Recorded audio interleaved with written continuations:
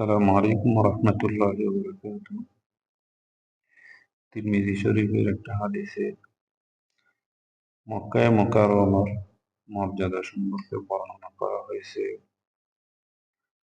হযরত আবু শুরাইক আল আদাবী রাদিয়াল্লাহু থেকে বর্ণিত, তিনি বলেন, মদিনার গভর্নর আমর ইবনে সাঈদ যখন আব্দুল্লাহ ইবনে জুবাইরের বিরুদ্ধে মক্কা সৈন্যবাহিনী পাঠিয়েছিল, তখন আবু শুরাইক বলেন, হে আমির, আমি আপনাকে একটি হাদিস বর্ণনা করার অনুমতি দিন।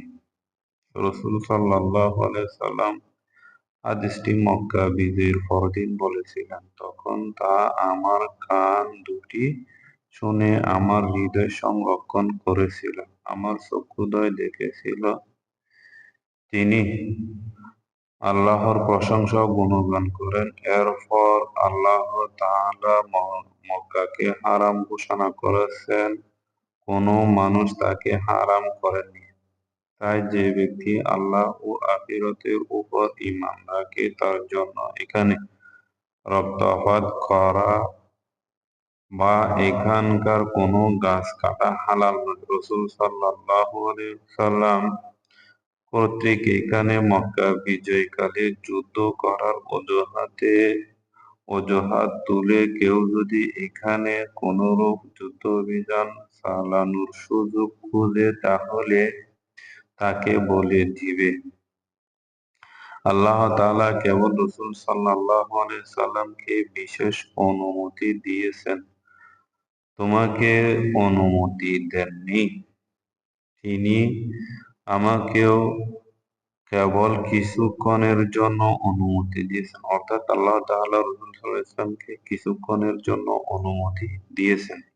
গতকাল যেমন তা হারাম ছিল, আজও তেমনি ভাবে তা হারাম।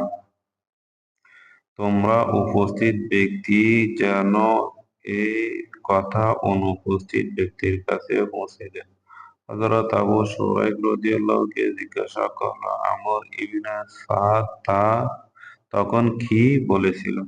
তিনি বলেন, সে বলেছিল, হে শুরাইক, এই হাদীসটি সম্পর্কে আমি আপনার চেয়ে বেশি অবগত।